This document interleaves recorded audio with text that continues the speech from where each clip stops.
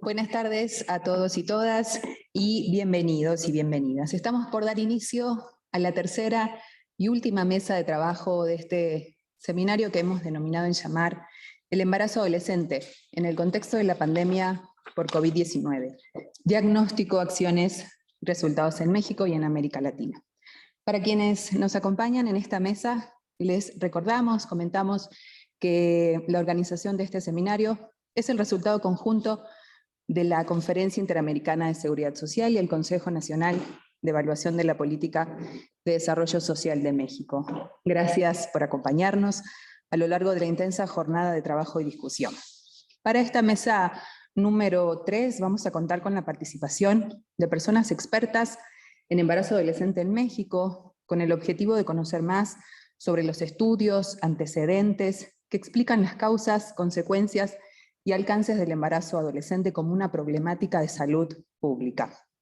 Los retos y desafíos para poder abordar esta urgente agenda de investigación son muchos, y para ello convocamos a Rosario Cárdenas Elizalde, consejera académica del Coneval, a María de la Cruz Muradastro Itiño, directora general de Estudios Sociodemográficos y Prospectiva de la Secretaría General del Consejo Nacional de Población, y a Edgar Alfonso Herrerías Alfaro, jefe del Departamento de Salud Reproductiva del programa INS Bienestar.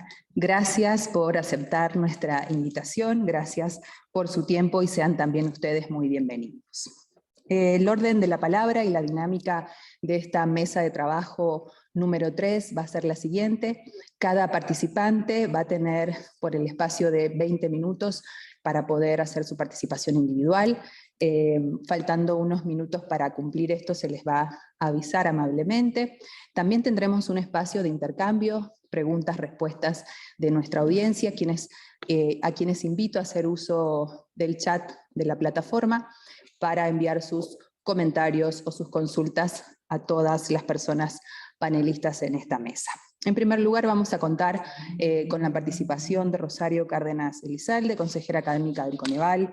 Rosario es médica cirujana por la Universidad Autónoma Metropolitana, maestra en demografía por el Colegio de México y doctora en estudios de población y salud internacional por la Universidad de Harvard.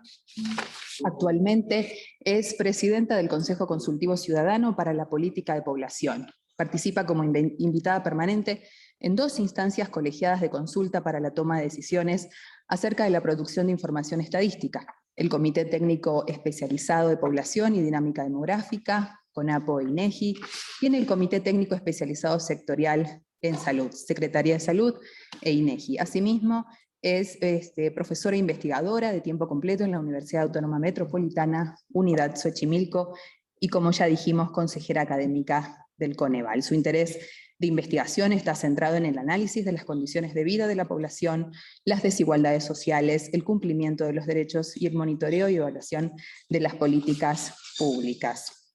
Doctora Rosario tiene la palabra. Por favor, adelante y muchas gracias. Al contrario, muchas gracias por la invitación, por la posibilidad de que Coneval esté en esta ocasión colaborando con la CIS y también por la presentación muy amable. Muchas gracias. El tema que voy a abordar el día de hoy en este fragmento del panel tiene que ver con una evaluación que Coneval llevó a cabo a un programa muy importante vinculado al embarazo en la adolescencia. Y es la beca de apoyo a la educación de madres jóvenes y jóvenes embarazadas. Es un estudio exploratorio con enfoque cualitativo que, como dije, Coneval llevó a cabo.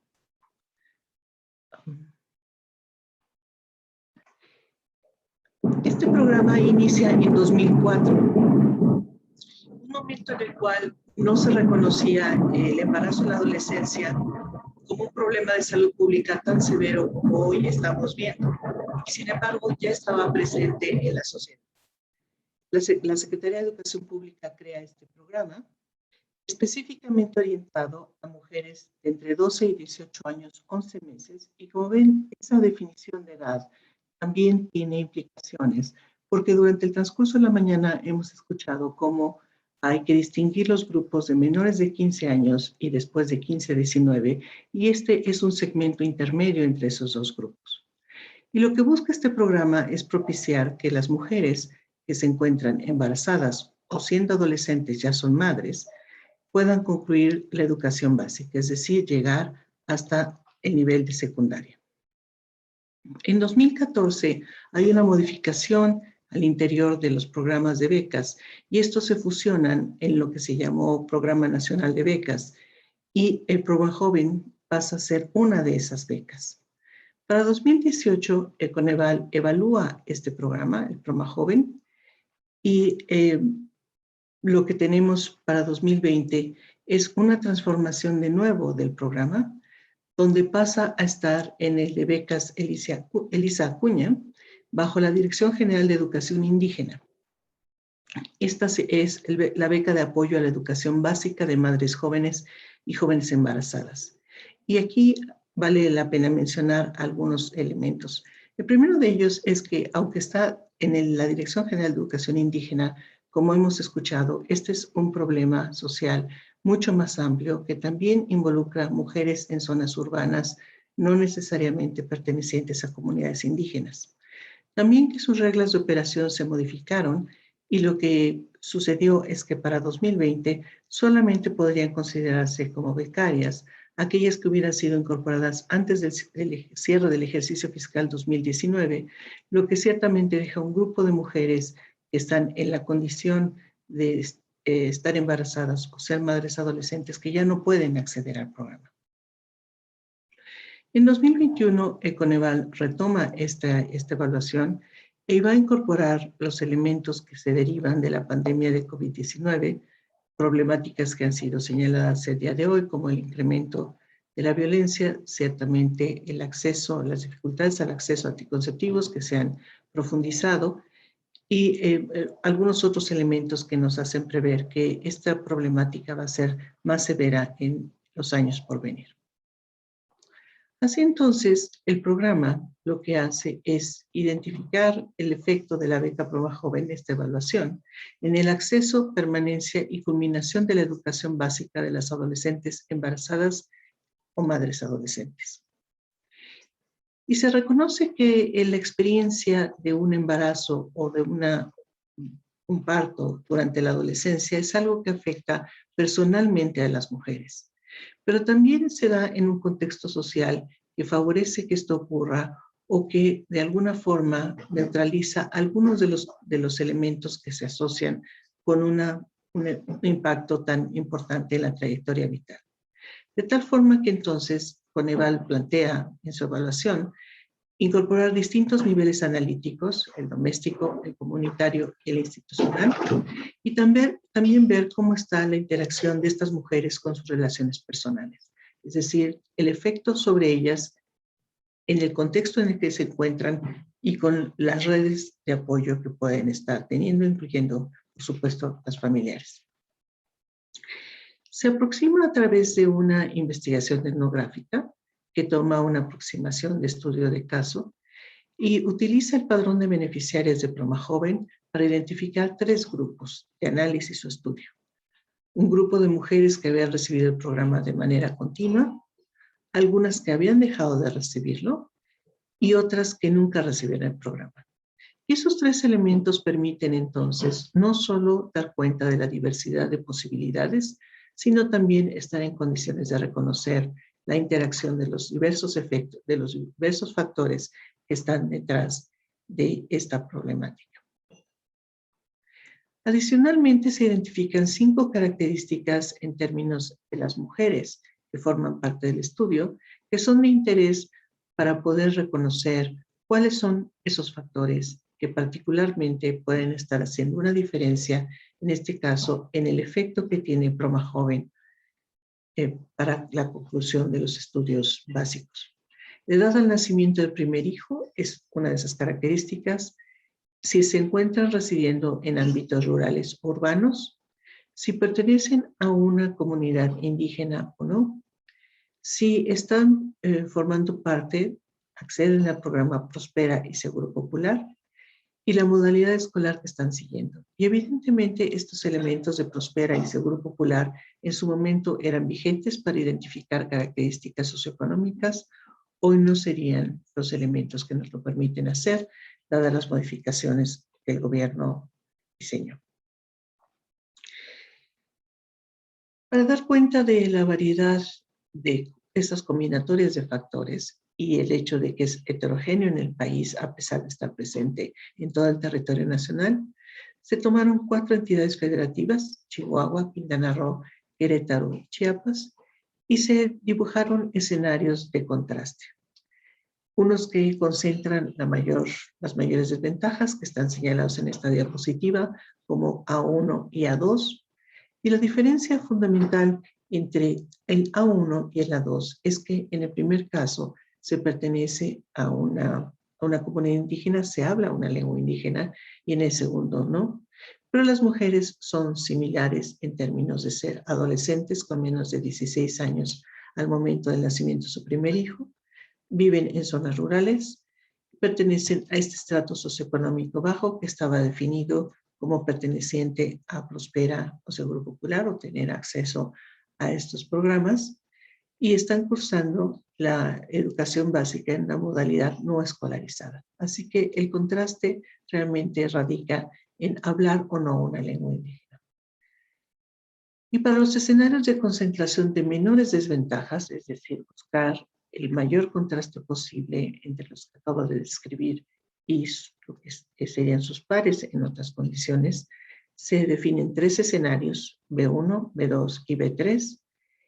En el primero de los casos, vuelven a ser adolescentes que tenían 16 años o más al momento del nacimiento de su primer hijo, residen en áreas urbanas, son de estratos socioeconómicos menos vulnerables, es decir, no tienen esta característica de pertenecer a los programas de Prospera o Seguro Popular, y están cursando la educación básica en el sistema escolarizado. En el caso de B2, también son adolescentes que tenían 16 años o más al momento del nacimiento de su primer hijo, se encuentran en áreas urbanas, son de estratos socioeconómicos también menos vulnerables, definidos por el acceso a estos programas, y cursan la educación básica en el sistema no escolarizado. Y el tercer escenario y último de este grupo son mujeres que tenían 16 años o más al momento del nacimiento de su primer hijo, se encuentran en áreas urbanas, son de un estrato socioeconómico vulnerable y cursan la educación básica en el sistema no escolarizado.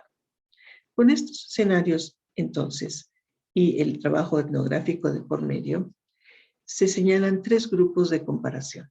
El primero es el que se denomina un pseudo tratamiento completo, es decir, mujeres adolescentes que de manera continua recibieron el apoyo del programa entre 2015 y 2017.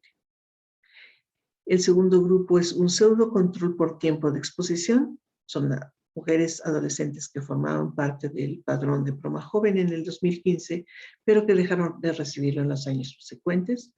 Y el pseudo control completo son adolescentes embarazadas o madres que en el 2015 estaban inscritos en cualquier grado de educación básica, pero que nunca recibieron el beneficio entregado por el programa. Estos elementos permiten contrastar suficientemente entre los grupos y también tener los elementos de control para identificar los factores que más impactan el fenómeno que se está estudiando. Con ello, entonces, el estudio lo que muestra es que el embarazo o la maternidad durante la adolescencia genera o profundiza condiciones de gran vulnerabilidad para estas mujeres. Y ello significa que la aproximación que se necesita de la política pública debe ser más amplia, integral, de forma tal que considere estos casos donde ya existía un problema de vulnerabilidad o bien la vulnerabilidad está asociada a ese embarazo durante la adolescencia. También se identifica que no hay una prevención de embarazos no planeados, y en el transcurso de la mañana se ha hablado del papel de la anticoncepción y el acceso a esta como un elemento crítico para atender esta problemática. Y la deserción escolar como un factor que puede anteceder o no al embarazo durante la adolescencia. Y otro de esos factores que entonces se necesita incorporar en la discusión para poder intentar evitarlo y con ello reducir la ocurrencia de embarazos no planeados. Además, está colocado en el contexto de brechas de desigualdad entre mujeres que son pares para el resto de los factores, excepto que unas habrán tenido la experiencia de un embarazo durante la adolescencia y otras no. Y esta ocurrencia de este fenómeno lo que hace es que persistan esas brechas de desigualdad o las amplía con relación a sus pares y realmente se vuelve una condición que es transgeneracional. Las condiciones que la mujer tiene durante este embarazo y el deterioro que el embarazo mismo a esta edad temprana provoca van a afectar el curso del hijo o los hijos que esa mujer pueda tener. También identifica este estudio que hay un desconocimiento antes del primer embarazo de métodos anticonceptivos, que no se conoce cómo acceder a estos o bien no se conoce cómo utilizarlos. Y este es un hallazgo muy importante que se suma a lo que nos muestran otros estudios que toman un enfoque distinto, como pueden ser las encuestas nacionales, donde se reconoce que en la primera relación sexual o de manera sistemática no se utiliza anticoncepción. El acceso a los anticonceptivos para población menor de 18 años es una preocupación y a pesar de haber algunas acciones de política pública, este estudio muestra que no se ha podido revertir. Y la utilización también habla de los contenidos que se dan en los espacios que hay para la formación sobre elementos de sexualidad. De tal forma que entonces nos focaliza algunos de los elementos que tienen que incorporarse en esa perspectiva integral que ya mencioné. Además, para el caso de la atención prenatal, puede estar empezándose tardíamente, puede ser insuficiente, puede no estar cumpliendo la norma oficial mexicana de 5 consultas a lo largo de la gestación. Y algunas de las razones que las mujeres argumentaron durante este estudio es que el tiempo requerido para ir a las unidades de atención puede ser largo, el tiempo de espera también, y hay una falta de acceso a servicios de salud. Y esto en sí mismo habla de esos derechos que no están satisfechos en la población, que forman parte de la medición de pobreza que Coneval lleva a cabo. Además, está la condición de vulnerabilidad económica de los hogares y las propias desigualdades sociales que están presentes en los contextos donde ocurre con mayor frecuencia el embarazo en la adolescencia. Las desigualdades de género también son muy importantes y hoy se ha hablado sobre la diferencia de las edades entre la pareja masculina y estas mujeres adolescentes, y eso en sí mismo nos habla de esa condición de vulnerabilidad en la cual se encuentran aún en el contexto de las parejas estables o no que se forman a esas edades. Hay una incidencia, un efecto sobre la trayectoria escolar de estas adolescentes y por supuesto sobre sus proyectos de vida.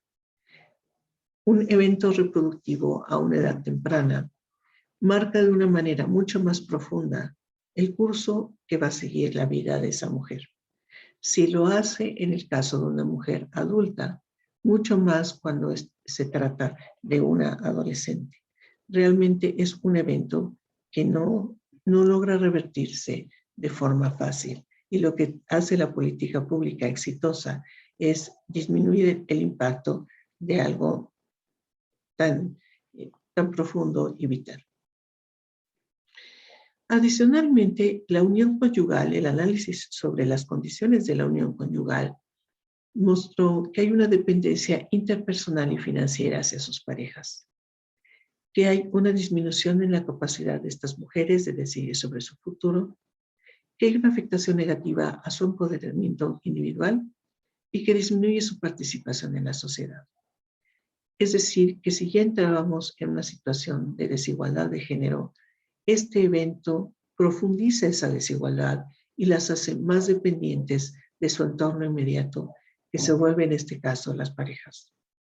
Y como en muchas circunstancias, estas son uniones inestables que se van a romper algún tiempo después de haberse formado, las mujeres quedan entonces con una situación de menor capacidad de lidiar con la crianza y lo que representa el haber formado una familia, si no tiene el apoyo de la pareja o el apoyo de la propia familia de origen. La asertividad y las posibilidades entonces de desenvolverse de manera independiente se ven fuertemente afectadas con este ingreso a una edad temprana a la unión conyugal, y el matrimonio a edad temprana es otra de las preocupaciones que tenemos en el país.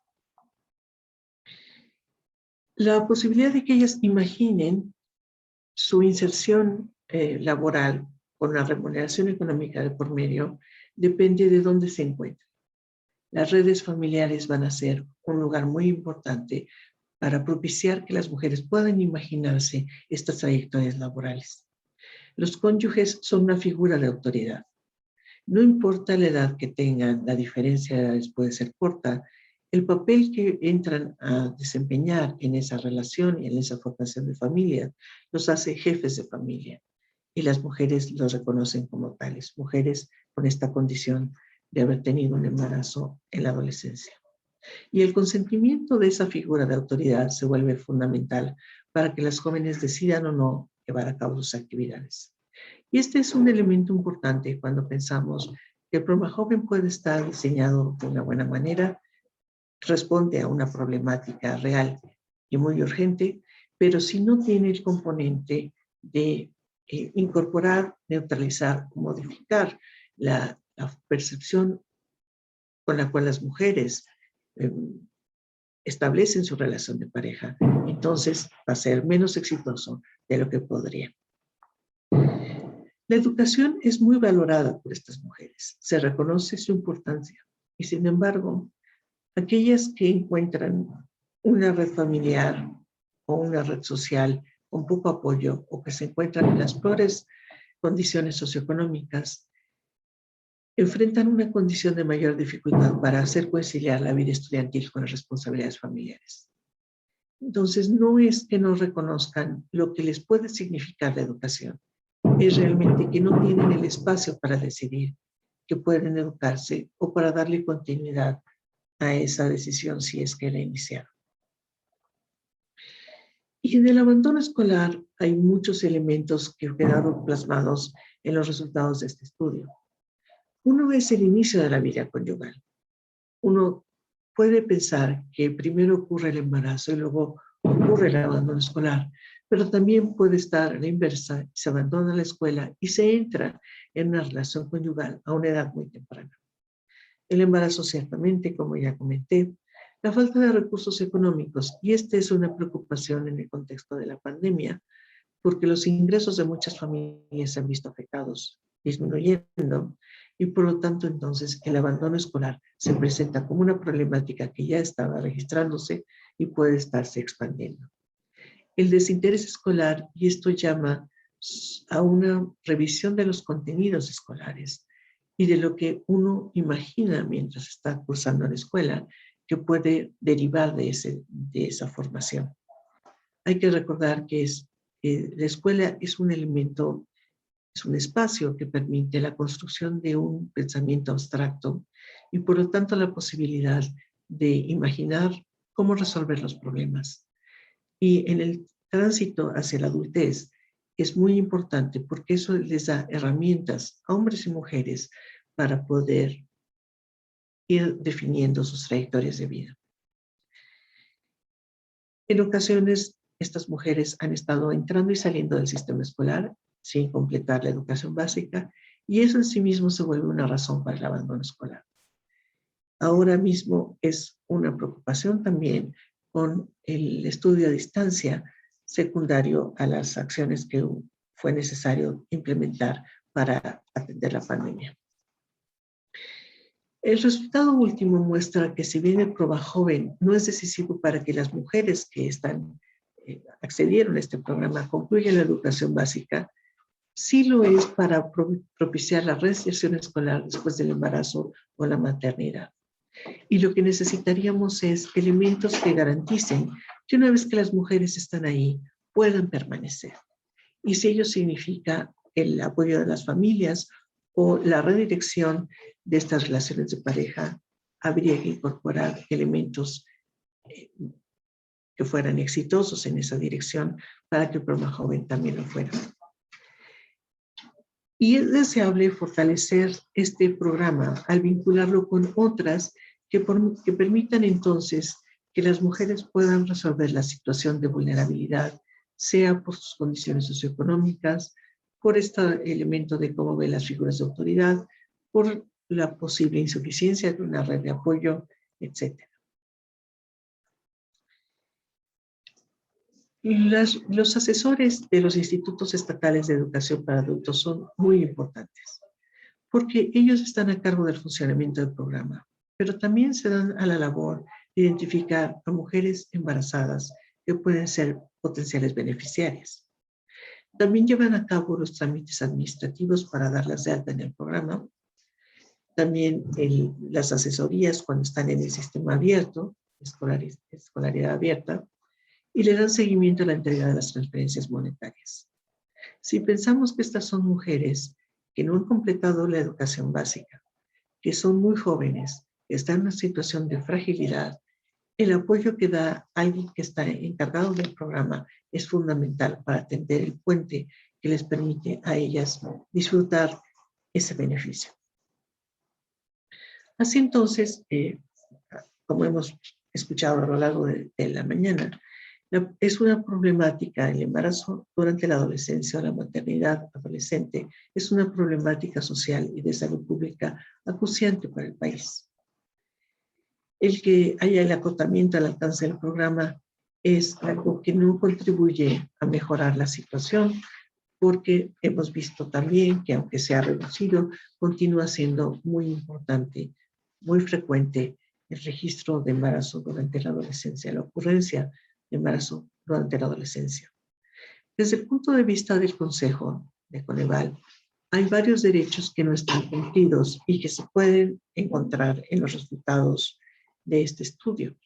El rezago educativo, ciertamente. El país recientemente, en los últimos años, ha señalado que el nivel de escolaridad obligatorio llega hasta haber concluido bachillerato. Y aquí estamos hablando de 3 años antes. Estas mujeres, algunas de ellas, y ciertamente en el futuro cercano todas, estarán en una condición de rezago educativo, aun cuando el programa haya sido exitoso y hayan podido concluir la educación básica. También se encuentran con carencia de acceso a servicios de salud, algo que se ha incrementado en los últimos años, y no tienen seguridad social. Difícilmente la tienen cuando esta seguridad social está atado al empleo formal. Doctora Rosario, sí. ¿Qué tal? Un minutito más nos queda de su tiempo asignado, si podríamos ir cerrando. Muchas gracias. Y efectivamente, esta es la penúltima diapositiva. Y entonces tenemos estas condiciones de desigualdad, pero también tenemos que reconocer que hay una afectación de otros derechos.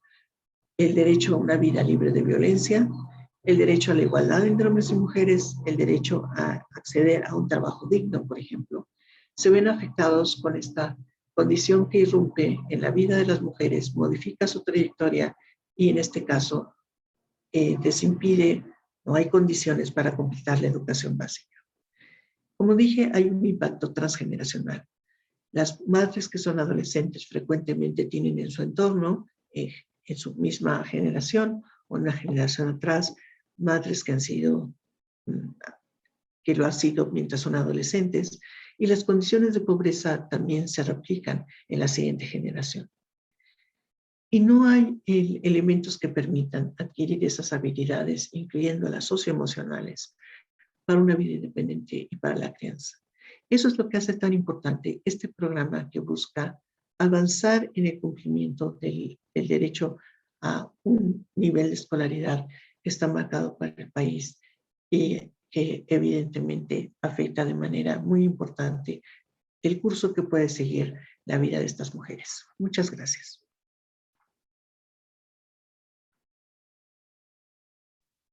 Por esta presentación, por la presentación de los resultados de este importante estudio de evaluación. Qué importante es contar como insumo para redireccionar políticas públicas que ya se están implementando para poder identificar las áreas de mejora, las áreas de oportunidad y conocer mejor las condiciones en las cuales las adolescentes enfrentan un embarazo y una maternidad.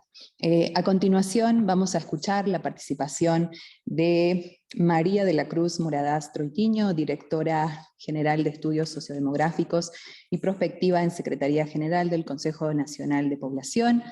María es maestra en Demografía y doctora en Estudios de Población por el Colegio de México. Gran parte de su experiencia profesional se ha concentrado en temas relacionados con la mortalidad y la fecundidad de la población, así como sobre la salud de la población en general. Esto le ha permitido desempeñarse en distintas áreas de la Secretaría de Salud como especialista en mortalidad, información demográfica y evaluación de programas de salud. Actualmente labora en el Consejo Nacional de Población como coordinadora de estudios sociodemográficos y prospectiva, teniendo entre sus funciones la estimación y proyección de montos de población e indicadores sociodemográficos, así como la coordinación del grupo de indicadores para el monitoreo y seguimiento de la Estrategia Nacional para la Prevención del Embarazo Adolescente. Gracias, María, por acompañarnos en esta mesa de trabajo y tienes la palabra. De nada, muchas gracias a ustedes. Voy a compartir ahora mi pantalla. Agradezco muchísimo al Consejo Nacional de Evaluación de la Política de Desarrollo Social, también a la Conferencia Interamericana de Seguridad Social, esta invitación a este importante evento. Y ahora voy a tratar de responder algunas de las preguntas que fueron planteadas a mi persona. Y desde el punto de vista de la Secretaría General del Consejo Nacional de Población, que somos la institución que tiene a su cargo la Política Nacional de Población. Entonces voy a centrarme en los estudios y evaluaciones del embarazo adolescente en el país. Y voy a presentar a continuación de la siguiente manera. Mi presentación está estructurada de esta manera. Voy a hablar un poco de la identificación de la problemática, qué elementos se deben de considerar para conocer y estudiar el embarazo en adolescentes, cuáles son los retos a los que nos enfrentamos para implementar estudios y algunas evaluaciones.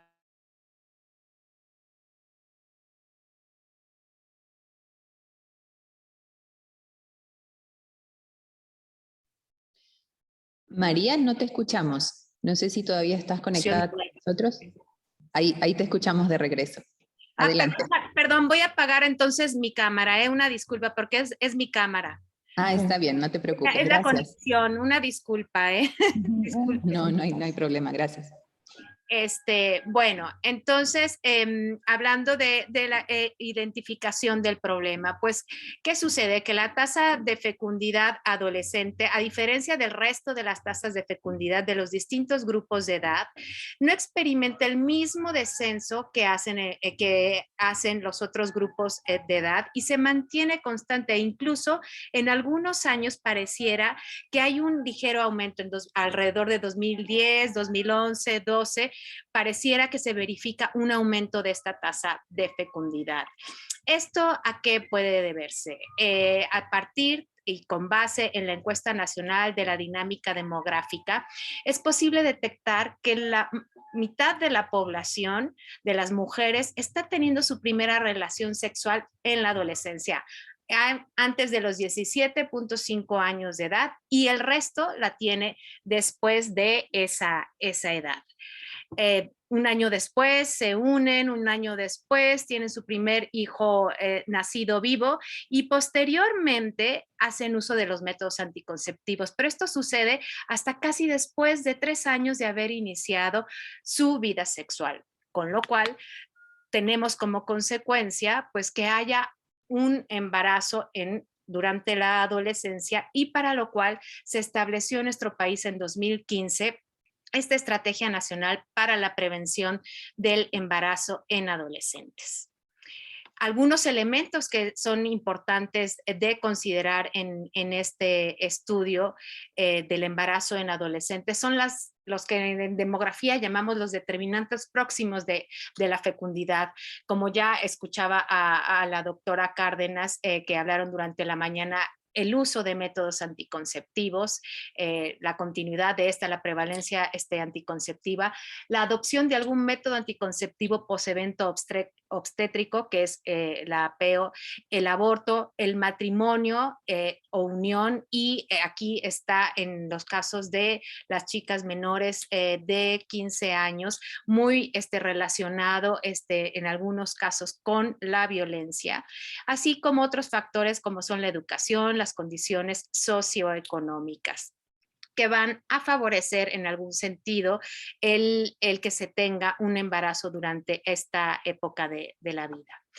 Pues bien, para estudiar estos factores, primero en 2015 se hizo un documento de la Estrategia Nacional de Prevención del Embarazo Adolescente, y después uno de los primeros estudios que surge es la Encuesta Nacional de los Factores Determinantes del Embarazo Adolescente en 2017, la ENFADEA, que es una encuesta que fue levantada por la UNAM, por la Escuela de Trabajo Social, con la Fundación Río Arronte, y en esta encuesta se hizo un estudio cuantitativo que tiene representatividad nacional, y también un estudio cualitativo con entrevistas a profundidad en 4 entidades federativas: Zacatecas, Campeche, Estado de México y Ciudad de México. El estudio fue realizado, la población objetivo fueron las mujeres de 20 a 24 años de edad, independientemente de si habían sido madres o no en la adolescencia, y a partir de ahí se detectó que 38% de estas mujeres de 20 a 24 años habían sido madres durante la adolescencia, y 3 de cada 4 habían abandonado ya los estudios cuando fueron madres en la adolescencia. Otro estudio muy importante también en el cual colaboró el Consejo Nacional de Población, y que es un estudio que realizó el Fondo de Población de las Naciones Unidas con la metodología Milena, son las consecuencias socioeconómicas del embarazo en la adolescencia. Durante la adolescencia, aquellas mujeres que experimentan un embarazo tienen una mayor posibilidad o probabilidad de abandonar la escuela, mayores riesgos para la salud de ellas y de la persona recién nacida, mayor probabilidad de caer en el desempleo o en empleos precarios, porque al abandonar la escuela, después para insertarse en el mercado laboral les cuesta más trabajo a tener trabajos con mayores prestaciones y con mejores condiciones. También se ha comprobado que tienen mayor descendencia en su vida reproductiva, y todo ello va a incidir a una capacidad de ahorro disminuida y una mayor dependencia en la vejez. Es un poco también lo que ya comentaba la doctora Cárdenas. La trayectoria, el curso de vida de estas mujeres se va a ver afectado por este evento que es el embarazo en la adolescencia. De hecho, 7% de las mujeres que fueron madres durante la adolescencia alcanzan estudios profesionales, mientras que 22% de las mujeres que no fueron madres en la adolescencia alcanzan ese nivel escolar. Hay una brecha salarial importante entre las mujeres que fueron madres en la adolescencia y las que no fueron madres en la adolescencia, de 20,000 pesos anuales en promedio, y poco más de 2/3 partes de las mujeres que fueron madres en la adolescencia nunca han cotizado en la seguridad social. Todo ello tiene consecuencias a nivel macroeconómico para el país. Los servicios de salud pública de México destinan cada año cerca de 6,000 millones de pesos. Hay una pérdida anual considerada debido al abandono y al rezago educativo de 31,000 millones de pesos, y hay un impacto económico total del embarazo en adolescentes sobre la actividad productiva que se cuantifica en cerca de 63,000 millones de pesos. Este estudio lo pueden consultar en el vínculo que estoy poniendo en la parte baja de la diapositiva y que da un panorama macro de las afectaciones socioeconómicas del embarazo adolescente para el país. Otro estudio relevante es el que hizo el doctor Carlos Echarri, sobre la interseccionalidad de las desigualdades de género en México. Un análisis para el seguimiento de los ODS, que es la Agenda 2030, que como ustedes saben considera estas tasas de fecundidad adolescente de 15 a 19 y también para niñas y adolescentes de 10 a 14 años. En este estudio, considerando los estratos socioeconómicos, el lugar de residencia y la condición de habla indígena, la mayor proporción de mujeres de 15 a 49 años que tuvieron un hijo antes de los 18 años se ubican entre las mujeres indígenas más pobres y que habitan en zonas rurales. Otro estudio, este sí es de manufactura completa de la Secretaría General del Consejo Nacional de Población y es con base en la Encuesta Nacional de la Dinámica Demográfica. Es la situación de los derechos sexuales y reproductivos de la República Mexicana, que trata de dar un panorama acerca del cumplimiento para adolescentes, pero también para el resto de grupos de edad, de las mujeres en edad fértil, acerca del cumplimiento de los derechos, del derecho, por ejemplo, a decidir de forma libre y autónoma acerca del número de hijos, del derecho a el acceso a los servicios de salud, del derecho a una gama completa de métodos anticonceptivos y del derecho a la igualdad. Tratamos de dar un panorama acerca de la participación masculina en la vida sexual y reproductiva de las mujeres.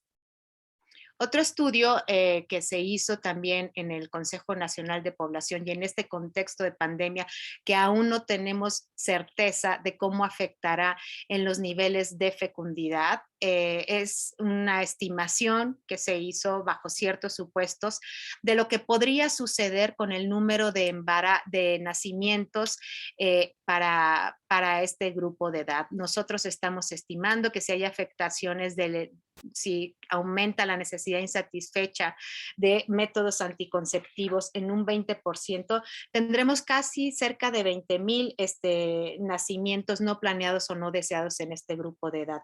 Si aumentara el 30% la necesidad insatisfecha, es decir, alcanzando valores de 37.9% de necesidad insatisfecha, tendríamos cerca de 29,000 nacimientos no planeados y no deseados. Y si aumentara el 50%, es decir, alcanzara niveles de 43.8%, estaríamos hablando de cerca de 48,000 nacimientos no planeados y no deseados a causa de esta pandemia.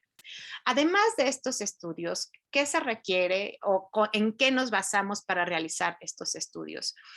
Algo muy importante son las fuentes de información con las que cuenta el país. Y una de ellas son los datos observados sobre nacimientos a partir del certificado de nacimiento que administra la Secretaría de Salud a través del Sistema de Información de Nacimientos. Y este sistema lo que hace es capturar toda la información y todos los certificados de nacimiento que se otorgan a las mujeres en el momento en que son madres.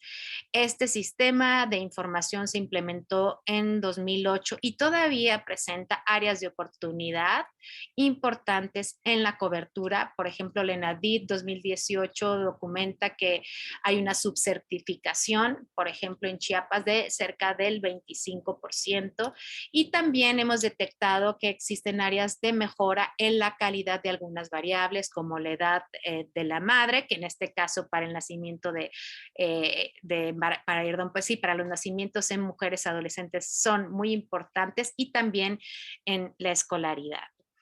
Otra fuente de información que usamos en mayor medida en el Consejo Nacional de Población y que también, al igual que el SINAC, tiene algunas áreas de oportunidad, son las estadísticas vitales de nacimientos. Estas las recaba el INEGI de las oficinas de las oficialías del registro civil, y esta fuente de información lo que suele presentar es algún rezago o retraso en el registro, que se debe en mayor medida a a que la población no registra el evento de manera oportuna, es decir, en el mismo año en que ocurre el evento. Entonces, el CONAPO, para poder trabajar con estas cifras, para poder dar cuenta del volumen y de las cifras del embarazo en adolescentes, realizamos una reconstrucción a 7 años de las cohortes en algunas entidades federativas como Chiapas, Guerrero, Hidalgo, Morelos, Oaxaca, Quintana Roo, Puebla, Tabasco y Veracruz, y para el resto de las entidades hacemos una reconstrucción de 4 años. Es decir, por ejemplo, el jueves, el 23 de septiembre, se van a publicar los nacimientos registrados del año 2020. Sin embargo, sabemos que vamos a tener un retraso en el registro de algunos nacimientos que ocurrieron en 2018, vamos a tener apenas su reporte en ese año, y muchos de los nacimientos que ocurrieron en 2020 seguramente se van a reportar en 2021 o 2022, y no sabemos cuál va a ser el comportamiento debido a esta pandemia, porque es probable que la población, por temor al contagio, no se haya acercado a los registros civiles, a pesar de que estos estuvieron abiertos durante ese año para registrar este evento vital.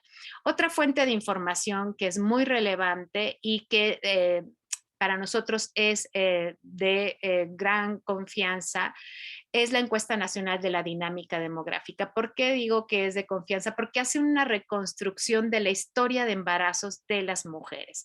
Entrevista a las mujeres de 15 a 54 años. Aquí la limitante que tenemos es que no tenemos información para las mujeres menores de 15 años, que en este tema, como ya se ha dicho, es muy relevante conocer qué sucede con las niñas de 10 a 14 años, y la encuesta nada más capta información de 15 a 64 años de edad. Pero nos permite conocer todos los determinantes de la fecundidad.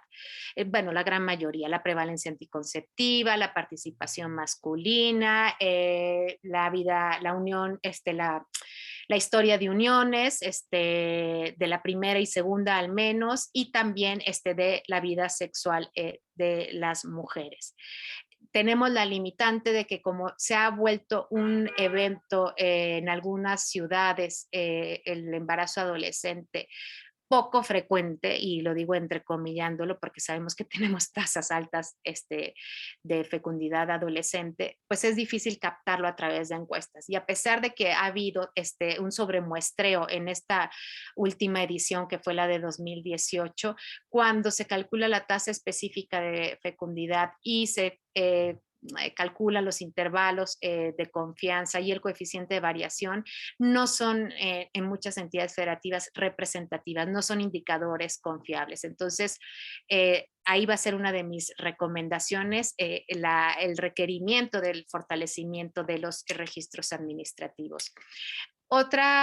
Pasando ya al siguiente tema de las evaluaciones y de los estudios que se han realizado, con base en toda esta información que se ha acumulado desde años anteriores a la implementación de la estrategia, desde antes de 2015 y después de 2015, se han realizado evaluaciones a la Estrategia Nacional de Prevención del Embarazo en Adolescentes. La primera evaluación estuvo a cargo del Instituto Nacional de Salud Pública y fue una evaluación de diseño que nos permitió, a partir del documento original de la estrategia, esta evaluación nos permitió hacer una construcción de una matriz conforme a la metodología del marco lógico, de 5 objetivos que se tenían para la estrategia en el documento original. Pasamos a 6 componentes, que fue muy importante porque se incluyó así de manera específica y de manera visible, pues, el componente de prevención de la violencia sexual, y también se puso en consideración a los 3 ejes transversales: la perspectiva de género con corresponsabilidad entre hombres y mujeres, la interculturalidad y la coordinación interinstitucional. Esta evaluación sentó las bases para tratar de implementar de manera eficiente la Estrategia Nacional de Prevención del Embarazo en Adolescentes de 2015 2015 a 2018. Después hubo una segunda evaluación a cargo de Eurosocial, que esta evaluación lo que hizo fue evaluar la implementación de la ENAPEA para poder hacer recomendaciones para favorecer la ruta que se tenía que seguir, ¿no?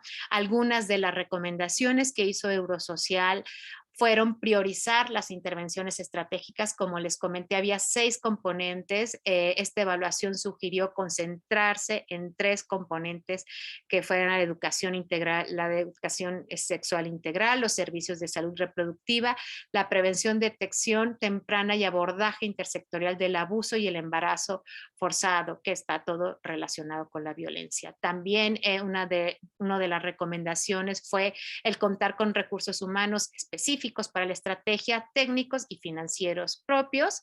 Como ustedes saben, la estrategia no cuenta con recursos propios únicamente para la campaña de comunicación social. Lo demás se trabaja con los recursos que tiene cada una de las instituciones realizando sus propias acciones. Y también se sugirió el fortalecimiento de visión y praxis intersectorial e intergubernamental, que como seguramente muchos de las personas que están aquí, que nos acompañan de manera remota saben, es algo que siempre ha costado mucho trabajo. Pueden consultarse estas evaluaciones son públicas y están disponibles en ese vínculo que pongo. Y dio como resultado esta evaluación, pues una reorientación de la estrategia, como les comentaba, que se focalizara en ciertas componentes. Se agregaron otros ejes transversales como la perspectiva de niñez, adolescencias y juventudes, el curso de vida, la ciudadanía y derechos sexuales y reproductivos. Se focalizaron esos componentes y se priorizaron algunos temas como las masculinidades, la doble protección, la prevención del consumo de sustancias y el retraso de un segundo embarazo. Para dar todo este seguimiento, para dar el seguimiento a la estrategia de prevención del embarazo en adolescentes, el Consejo Nacional de Población, además de coordinar la estrategia, también coordinamos el grupo, el sistema de indicadores para el monitoreo y seguimiento de la estrategia. En este vínculo que aparece ahí, ustedes pueden ingresar, pueden consultar todos los indicadores de acuerdo a la institución que lo reporta. Del lado izquierdo puede verse eso, o el año o el tema de interés, el componente, perdonen, que ustedes quieran consultar de la estrategia.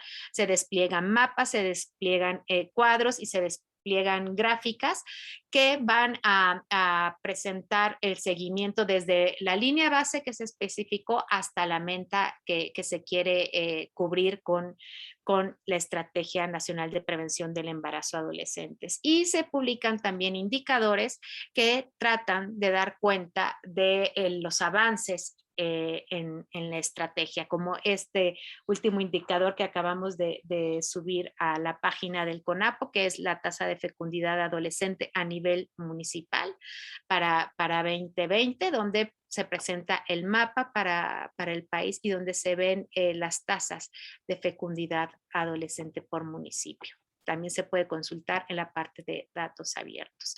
Y por último, ¿cómo hacemos esta difusión de estudios, esta información y estas evaluaciones? Pues en cuanto ustedes entren a la página del CONAPO, www.gov.mx/CONAPO, ahí hay un apartado dedicado exclusivamente para la estrategia y ustedes es un sitio y hay otros micrositios de la Evaluación Nacional para la Prevención, de la Estrategia Nacional para la Prevención del Embarazo en Adolescentes. Ahí van a poder consultar desde bibliografía referente al tema hasta indicadores, la campaña, publicaciones relacionadas con la temática. La página también los direcciona a otros lugares como la página Cómo le hago y también a Mirada Joven. Y otra manera de dar y de difundir esta información es a través de las campañas de comunicación social. ¿Cuál es la información que queremos transmitir a la población joven, a la población adolescente para prevenir un embarazo en adolescentes? Estoy casi segura que la titular de la Secretaría General del CONAPO, la maestra Gaby Rodríguez en la mañana seguramente les mencionó o les presentó la campaña de comunicación social que ahora se tiene, que se lanza justo este 23 y que va a ir dirigida a poblaciones de habla de lengua indígena y rurales. Y lo que se pretende con esta campaña que va a presentar información que puede ser de utilidad para la población joven es promover la autonomía y los derechos sexuales y reproductivos, impulsar el cambio cultural en la educación integral en sexualidad, fomentar la corresponsabilidad, lo que hablábamos, la igualdad entre hombres y mujeres en el ejercicio de la sexualidad, prevenir el consumo de sustancias del alcohol y otras sustancias adictivas durante las prácticas sexuales y fortalecer la importancia de la doble protección durante las relaciones sexuales.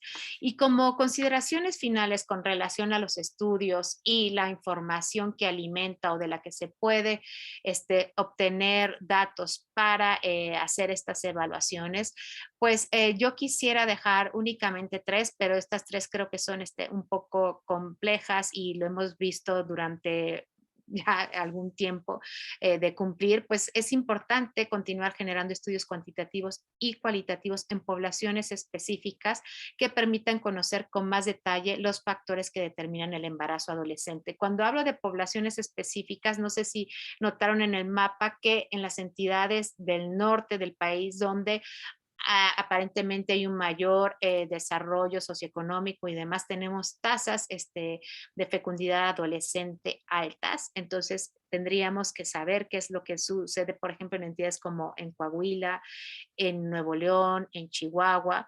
También considero que es muy importante el fortalecimiento de los registros administrativos, porque estos nos presentan información para todos los grupos de edad, nos pueden dar cuenta de muchas de las características sociodemográficas que rodean a este evento, si no bien toda la información que se obtiene de las encuestas, sí lo que tenemos es podemos captar a toda la población sin distinción de edad, a diferencia de las encuestas, y podemos tener una cobertura y podemos calcular indicadores hasta el nivel municipal si estos registros administrativos se fortalecen.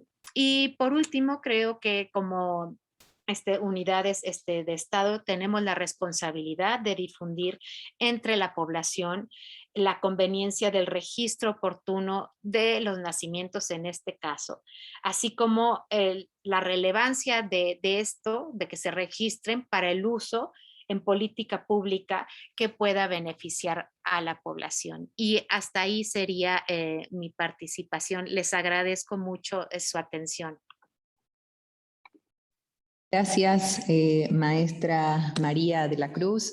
Gracias por este recorrido tan informativo sobre los estudios, sobre los antecedentes, sobre las diferentes metodologías que se han aplicado para abordar una problemática multicausal, compleja como es el embarazo adolescente en México. Y en conexión también con la primera exposición a cargo de la doctora Rosario, qué importante es tener diversidad en la metodología empleada para poder conocer justamente mejor estas causas y poder tener evidencia a partir de la cual diseñar políticas públicas más efectivas. Me gustaría destacar ese enfoque etnográfico que nos comentaba la doctora Rosario en el proceso de evaluación que hizo Coneval del programa que nos comentaba, y también las consideraciones finales que hacía la maestra María en cuanto a fortalecer los registros, porque justamente esos datos son cruciales para poder mejorar e informar correctamente las estrategias de intervención pública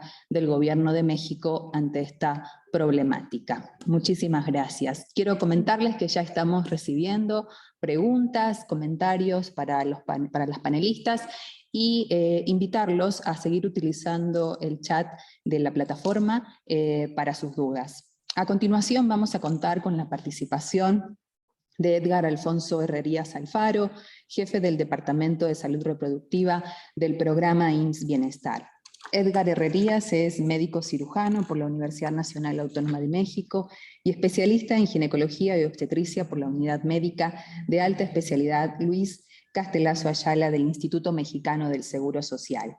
Trabajó como especialista en el Hospital General de Zona Francisco del Paso y Troncoso del INS. Participó también en la realización de guías de práctica clínica. Tiene publicados artículos de investigación sobre su especialidad, ha impartido cursos y presentado ponencias en materia de salud reproductiva. Actualmente es jefe del Departamento de Salud Reproductiva en el programa INS Bienestar, donde ha participado en el diseño e implementación de políticas públicas de salud para el fortalecimiento de la salud materna, la reducción de la mortalidad neonatal, la atención a la infancia y la atención a la adolescencia a través de los centros de atención rural al adolescente. Muchísimas gracias por su presencia, doctor Herrerías, y adelante, tiene la palabra. Bueno, pues buenas tardes a todas y a todos. Primero, bueno, pues agradecer a nombre de la doctora Gisela Lara Saldaña, quien es la titular de INS Bienestar, la invitación a nuestra participación en este importante seminario. Decirles que, bueno, nosotros preparamos una pequeña presentación alrededor de la experiencia que ha tenido el programa INS Bienestar para la prevención del embarazo. Sobre todo, bueno, nosotros tenemos presencia en el área rural y la presentación está enfocada hacia este grupo. Creo que ya se comparte. Y bueno, primero quisiera ponerlos en contexto de lo que es el programa INS Bienestar. Nosotros somos un programa del gobierno federal, un programa de salud. Somos administrados por el IMSS y nuestra prioridad, bueno, pues es otorgar atención a la población que precisamente no tiene seguridad social, ¿no? Y especialmente aquella población que se encuentra en las zonas rurales, en las zonas indígenas y en las zonas marginadas de nuestro país. El programa actualmente cuenta con 42 años de vida, ininterrumpidos, en los que hemos otorgado atención médica y medicamentos en forma gratuita a la población. Y nosotros basamos nuestra atención a través de un modelo que nosotros llamamos de atención integral a la salud, el cual tiene dos componentes principales, uno de atención médica y otro de acción comunitaria. Que esa es la parte que precisamente contribuye la población. Somos un programa de salud sui generis porque somos los únicos que incorporan esta parte de la participación de la población para que ellos puedan contribuir a mejorar su salud y su entorno. Aquí les muestro la cobertura y la presencia que actualmente tiene el programa en el país. Nosotros tenemos presencia en 19 de las 32 entidades federativas y actualmente atendemos un poco más de 12 millones de mexicanos, de los cuales un poco más de 4 millones son indígenas. Y ustedes pueden ver en el mapa cómo el grueso de nuestras unidades médicas y de nuestros hospitales rurales se dirigen hacia el sur y hacia el sureste del país. Actualmente nosotros tenemos una infraestructura que nosotros denominamos de 2 niveles de atención. El primer nivel constituido por unidades médicas unidades médicas rurales, brigadas de salud, unidades médicas móviles y centros de atención rural obstétrica, los cuales constituyen un poco más de 3.700 unidades médicas. Y el segundo nivel está constituido por 80 hospitales rurales distribuidos en estos 19 estados del país. Hablando un poco y entrando un poco más en contexto de la parte de los adolescentes, bueno, nosotros hemos hecho un análisis y en esta pequeña gráfica podemos observar pues la importancia en relación al número de adolescentes que actualmente se atienden en el país. Como pueden ver, de los 12.3 millones que nosotros atendemos de mexicanos, un poquito más del 50% son mexicanos, pero ahí precisamente están sombreados los dos quinquenios de los adolescentes, el de 10 a 14 años y el de 15 a 19.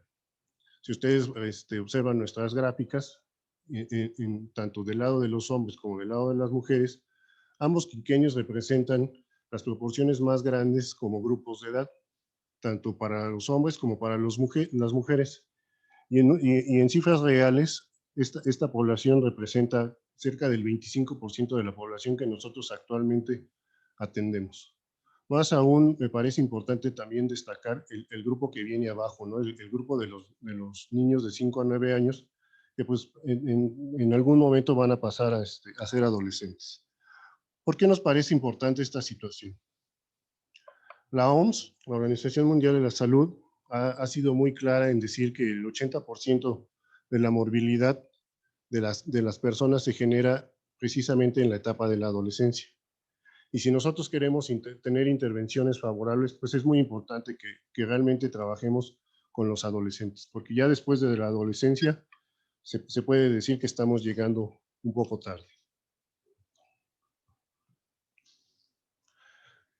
He escuchado hablar a la doctora Rosario y a la doctora María sobre la génesis de la problemática y de los comportamientos de riesgo durante la adolescencia que pueden condicionar pues que los adolescentes tengan embarazos no planeados o embarazos a edades tempranas. Y efectivamente nosotros compartimos con ellas, perdón. Y la situación aquí empieza cuando nosotros analizamos, mi intención no es leer todos estos factores, pero sí hacer énfasis en la parte de que mucha de la génesis de los comportamientos de estos adolescentes el origen precisamente está tanto a nivel familiar como a nivel social. Por eso es muy importante que nosotros trabajemos con los adolescentes, porque con ellos, si nosotros empezamos a ahondar nuestro trabajo, podemos encontrar en ellos aquella capacidad de cambio. No debemos olvidar que la personalidad de las personas se estructura antes de los 20 años. Y es por eso que todavía podemos trabajar con ellos y poder tener un impacto en su desarrollo. Ya decían de los CARAS, por ahí espero que ya mucha gente tenga conocimiento del trabajo que nosotros hacemos alrededor de los CARAS. ¿Qué son los CARAS? Los CARAS son los Centros de Atención Rural a los Adolescentes. Y precisamente aquí quiero explicar un poco que va de la mano con la temática, ¿por qué surgieron los CARAS en IMSS Bienestar? Los CARAS surgieron en 1998, o sea, hace 23 años. Y efectivamente, atrás de todo esto, hubo mucho trabajo y muchos estudios en donde empezamos a identificar que precisamente el número de embarazos en la población adolescente estaba incrementándose, que había muy poca participación de los adolescentes en el autocuidado de su salud. Esto es, históricamente en el programa, una población que no solicita los servicios de salud frecuentemente son los adolescentes. Hay que recordar que estas a veces son etapas en las que pues ellos se sienten que no tienen ninguna alteración y de alguna manera no solicitan los servicios de salud, lo cual no necesariamente tiene que ser con una situación de salud, sino también puede ser con una situación educativa y de capacitación. Ante esta situación, evidentemente nosotros en las zonas rurales, imaginadas de nuestro país, nos enfrentamos a otra situación muy importante, que son los usos y costumbres de las localidades. Cuestiones a veces bastante arraigadas en las que todavía siguen trascendiendo a las generaciones y siguen ocasionando situaciones hasta como el embarazo en los adolescentes. Entonces, a raíz de esta situación es que surgen los CARAS.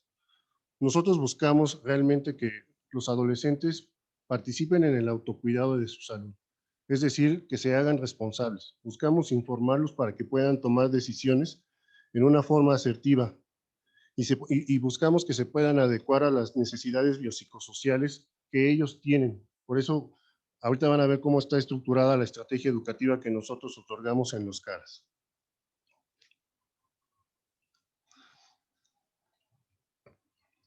Al igual que Leo les decía que el programa se basa en el modelo de atención integral a la salud, en ese momento, en 1998, se creó un modelo de atención integral a la salud del adolescente específico, el cual nació después de varios estudios etnográficos y sobre todo también basados en conferencias internacionales como la del Cairo o la Cuarta Conferencia Mundial sobre la Mujer en China de 1995, para poder dar los primeros pasos para la génesis de los CARAS. Un CARA es un espacio físico que se encuentra en todas las unidades médicas de INSS, el cual buscamos que sea un espacio exclusivo para los adolescentes, para que ellos se puedan sentir en un ambiente cordial y lleno de confianza, y de la manera que nosotros y nuestro personal de salud pueda trabajar con ellos. Sabemos que los adolescentes tienen necesidades físicas y obviamente tienen necesidades también de hablar sobre su sexualidad.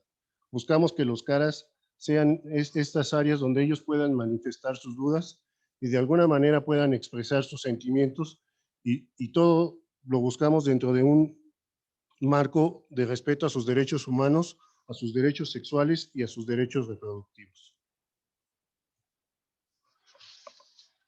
¿Qué nos hemos encontrado en estos 23 años de trabajo en los CARAs? Bueno, pues hemos encontrado que la información que los chicos, que los adolescentes y las adolescentes estaban recibiendo, pues a veces era solamente como de transmisión de información. Es decir, era como de libros de texto, era solamente ver información, y a veces pues esa información realmente no era procesada.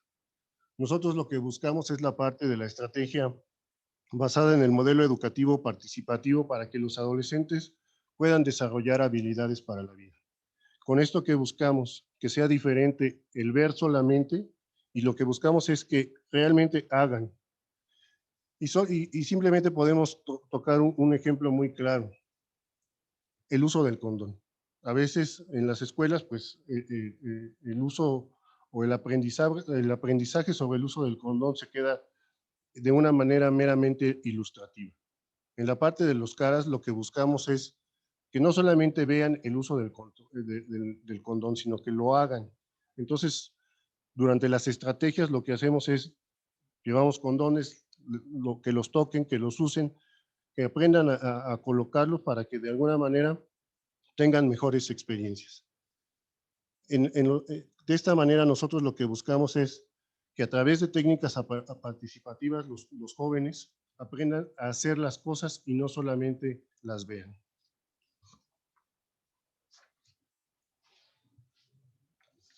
Es por ello que con esta estrategia educativa nosotros buscamos mucho darle un enfoque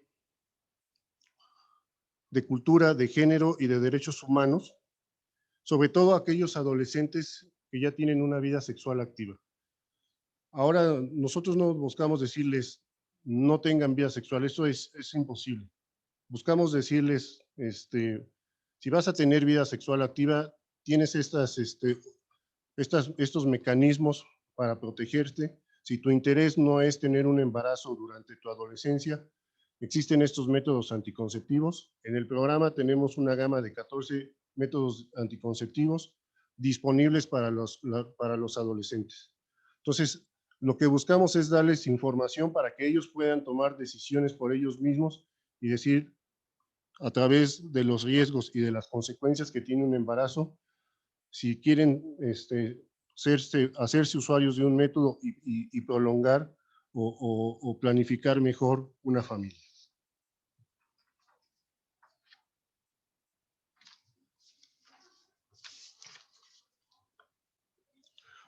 Otra situación muy importante en los CARAs es que buscamos involucrar a los jóvenes para que trabajen de joven a joven. No solamente buscamos que sea nuestro personal de salud quien esté orientando e informando a los adolescentes. Creemos que es muy importante que la información también vierta de joven a joven, y porque a veces las cosas son diferentes. Si te lo dice un adulto o un personal de salud, a que si tomas en cuenta que hay otras formas que ellos pueden enfrentar los desafíos y retos que son propios de su edad, pero dichos por un compañero de mi misma edad. Evidentemente, a través de los años, bueno, de estos 23 que ha tenido el CARA, pues su génesis fue prevenir los embarazos y contribuir a la reducción de la muerte materna. Si ustedes pueden ver esta línea del tiempo, pues prácticamente los primeros 15 años se dedicó exclusivamente a la parte de la prevención de embarazo y adolescente. Sin embargo, bueno, con el paso de este tiempo nos hemos dado cuenta que hemos tenido que evolucionar y ahora no solamente hablamos de prevención de embarazo adolescente, sino también hablamos de adicciones, de violencia, de sobrepeso y obesidad, que son problemáticas actuales de los jóvenes en nuestro país. El objetivo real de nuestra estrategia es que podamos transformar las conductas de riesgo por hábitos saludables. Y esto a raíz de la premisa es, si lo veo, tal vez lo pueda recordar. Si lo veo y lo escucho, tal vez pueda ser de utilidad. Pero si lo veo, lo escucho y lo hago, jamás podré olvidarlo. Entonces, como parte de las acciones que hacemos con las adolescentes, insistimos, ¿no? Es la parte de fomentar que los chicos hagan y tengan experiencia en el CARA para que después puedan adquirir habilidades para su vida y puedan elaborar un plan de vida. Esto todo lo hacemos a través de una estrategia vivencial, reflexiva e integral y que considera todos los aspectos biopsicosociales de los adolescentes. Esto es el pensar, el sentir y el hacer. Es muy importante enfatizar en que buscamos fomentar la participación juvenil. Esto es darles una identidad como grupo a los adolescentes. No es segregarlos, no es discriminarlos. Es decirles, son parte de la sociedad y viven una etapa especial, ¿no? En la que requieren de información. Y entonces buscamos que en los CARAs se reconozcan todas estas habilidades y los chicos se puedan involucrar en la toma de decisiones, tanto personales como grupo. Y esto lo hacemos a través de la formación. Primero, la identificación de adolescentes líderes, que después nos ayudan a la conformación de grupos juveniles, de equipos juveniles, formados por ellos mismos y que ayudan a la capacitación después y a la replicación de la información con sus compañeros, pero siempre con el hecho de que estemos atrás nosotros como personal de salud.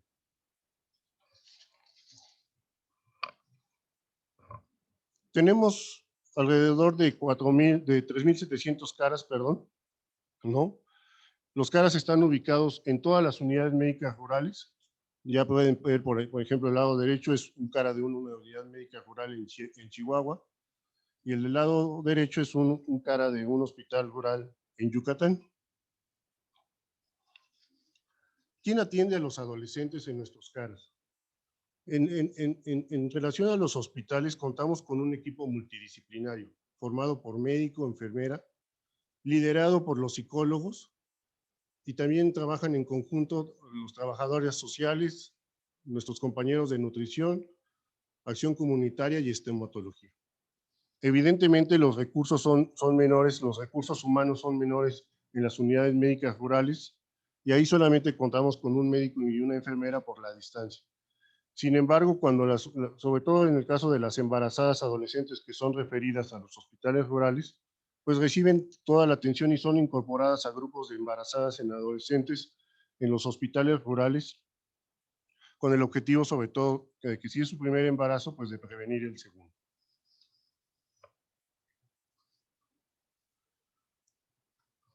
Nuestra estrategia educativa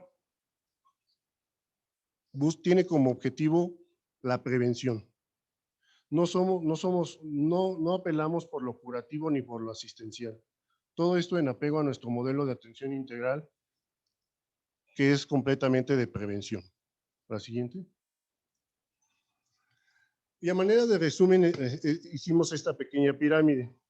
Evidentemente, durante la vida de los adolescentes, pues existen comportamientos y conductas de riesgo que pueden llevar a los adolescentes pues, a un embarazo no planeado, a violencia, adicciones, a obesidad. Y no podemos evitar nosotros como institución que el riesgo exista, ¿no? Y tampoco nosotros podemos decidir por él. El que tiene que decidir es el mismo adolescente.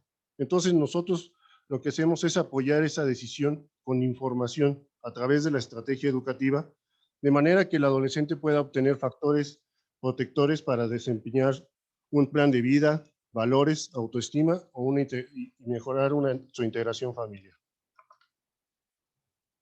Estos son los 4 ejes actuales de la estrategia que se imparte en el CARA, con 2 vertientes importantes: la capacitación y la identificación oportuna de factores de riesgo, acciones que se realizan tanto en forma intramuros en nuestros hospitales y unidades médicas como en forma en extramuros en las escuelas.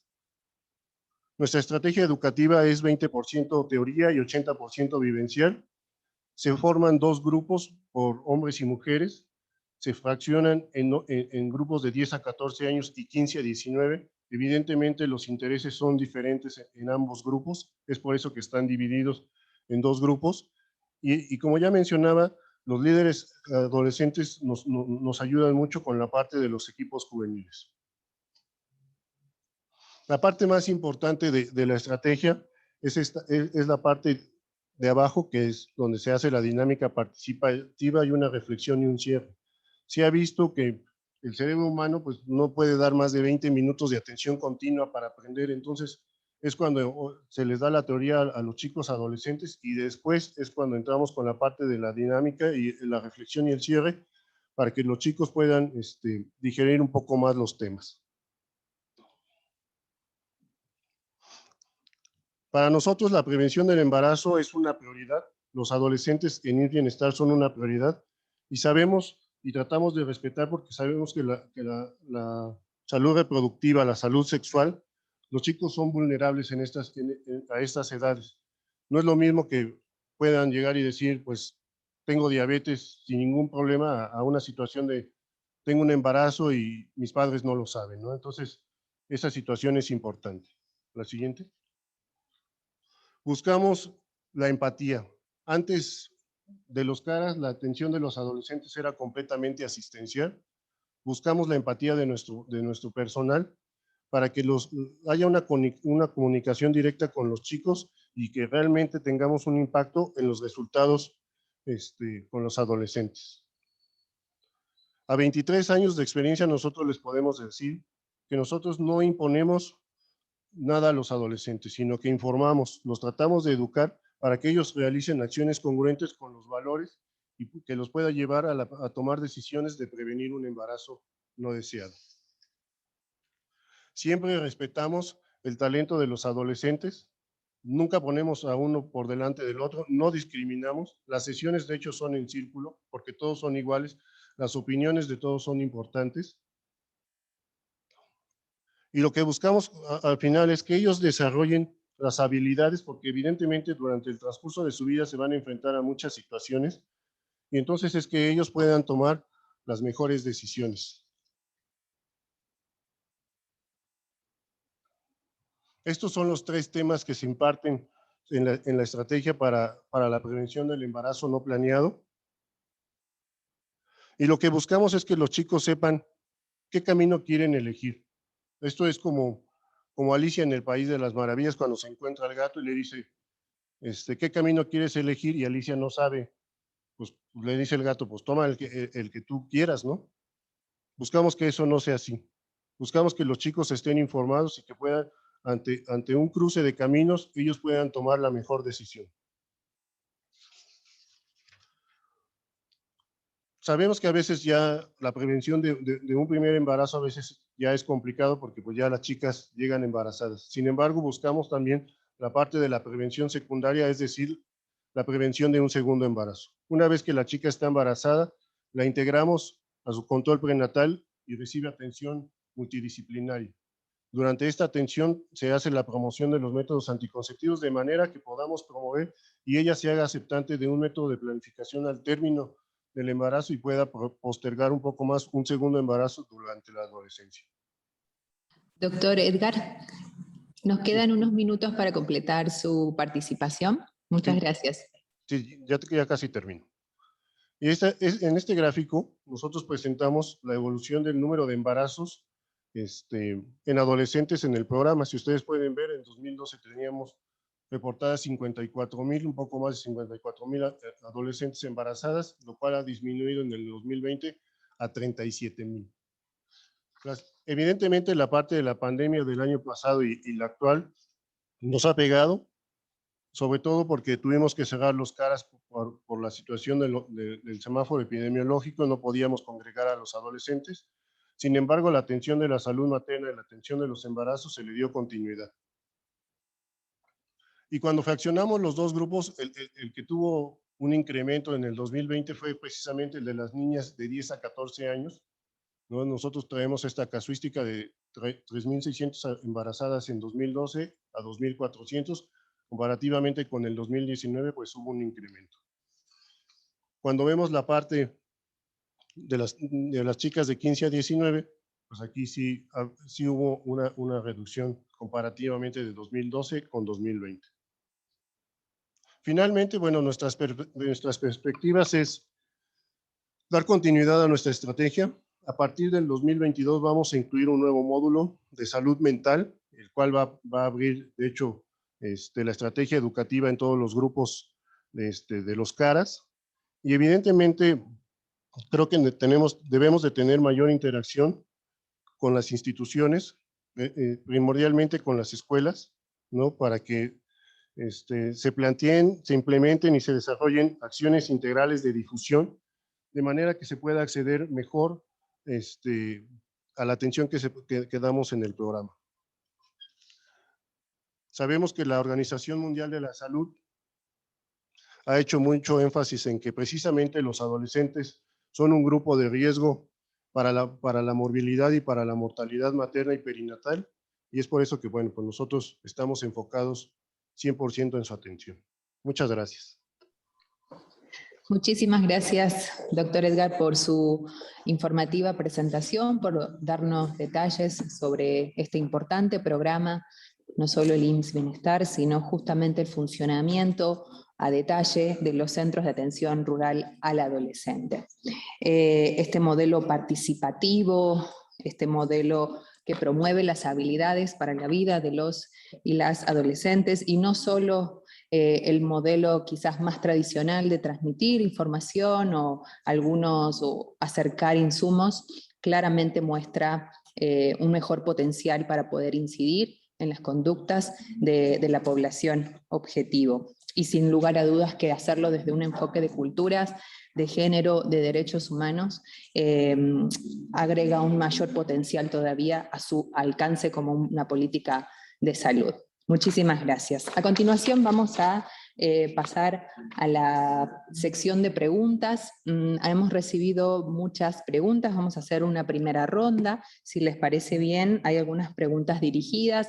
En esta primera ronda voy a hacerles una a cada uno de los panelistas y posteriormente volvemos para una segunda ronda. Ya vemos cómo estamos de tiempo para poder hacerlas a todas. Les pido ser en sus respuestas muy concisas, 2-3 minutos, para poder contestar la mayor cantidad de consultas. En primer lugar tenemos para la doctora Rosario, ¿cuáles podrían ser las pistas o elementos, según su experiencia, que permitan robustecer a las transferencias monetarias o becas en cuanto a su alcance para contribuir al acceso efectivo a los derechos tales como la educación, la salud reproductiva para la población adolescente, embarazada o madres jóvenes?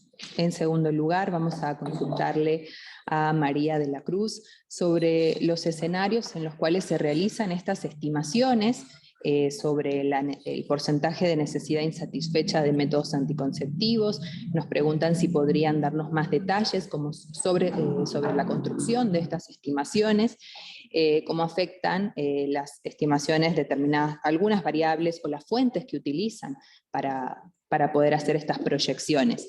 Y para el doctor Edgar del programa IMSS Bienestar, nos gustaría conocer, aunque al final de su presentación algo nos dijo rápidamente, sobre cuáles han sido las afectaciones de la pandemia al funcionamiento de estos centros de atención para el adolescente, y si a partir de lo sucedido en la pandemia se está planificando reorientar los CARAS o redefinirlo en términos de cara al escenario post-pandemia. Adelante, vamos a empezar con la doctora Rosario. Muchas gracias. Efectivamente, el hecho de que exista esta beca es fundamental porque reconoce que las mujeres tienen que al menos concluir la escolaridad básica. Ya señalé que el país ha decidido que el nivel obligatorio de escolaridad debe ser bachillerato, así que tendríamos que extender este programa hasta llegar a ese nivel. Y la importancia de la escolaridad como un elemento que logra por sí mismo empoderar a las mujeres. Pero la riqueza de aproximaciones como la que Coneval empleó en esta evaluación con una perspectiva cualitativa es la posibilidad de encontrar que es insuficiente el otorgamiento de estos recursos monetarios a las mujeres si no se modifican los contextos en los que ellas están desarrollando su vida. Y cuando se identifica, por ejemplo, que los cónyuges son una figura de autoridad que permite o no el desarrollar ciertas actividades, la transferencia monetaria deja de estar como algo suficiente mientras no se transformen esas condiciones. Lo mismo ocurre cuando se tienen comunidades que pueden estar señalando, estereotipando o discriminando a mujeres que han tenido un embarazo o que son madres adolescentes. De tal forma que necesitamos aquellos elementos que refuercen la autoestima y la asertividad de las mujeres, que permitan su empoderamiento, que mejoren la negociación de las relaciones personales, incluyendo las relaciones sexuales, porque se ha hablado sobre la importancia de la protección dual y de la protección doble, y eso implica el uso de preservativo masculino y necesariamente una negociación. Y por supuesto, las zonas, las redes de apoyo, su existencia como elementos que mejoren las condiciones de las mujeres y no, como señalé, con los elementos de discriminación. Si nosotros logramos modificar los contextos en los cuales están las mujeres insertas, habiendo tenido la experiencia de un embarazo en la adolescencia, entonces haríamos que esta transferencia monetaria fuera mucho más efectiva. Pero desde luego lo que queremos, y se señaló en el transcurso del día, es garantizar que ninguna mujer menor de 15 años tenga la experiencia de un embarazo y que las de 15 a 19 tengan la posibilidad de planear su reproducción, idealmente posponiéndola, y de ahí la importancia del nivel de escolaridad obligatorio que señalo, porque básicamente completar el bachillerato lleva a las mujeres hacia los 18 o 19 años. Y la investigación que se ha hecho sobre el papel de la escolaridad en las trayectorias de vida señalan cómo esto se vuelve el elemento más importante de modificación de las condiciones de vida de las mujeres. Su posibilidad de tomar decisiones, las posibilidades de transformar sus entornos son mucho mejores. Eso no quiere decir que no haya un contexto de desigualdad de género y los denominados techos de cristal y algunas otras cosas que impiden que las mujeres puedan desarrollarse de la manera amplia que la sociedad debería ofrecer y se beneficiaría. Pero eso es entender que no es algo, un problema personal que está inserto en una comunidad, en una familia, en una comunidad, en un espacio de sociedad, y que mientras nosotros no estemos neutralizando las fuerzas que impiden que esas mujeres puedan regresar a la escuela y se mantengan en ella, entonces vamos a tener una acotación al efecto que puede tener una transferencia monetaria. Gracias. Muchas gracias. María, tu turno. Muchas gracias. Pues mira, el indicador necesidad insatisfecha de métodos anticonceptivos es un indicador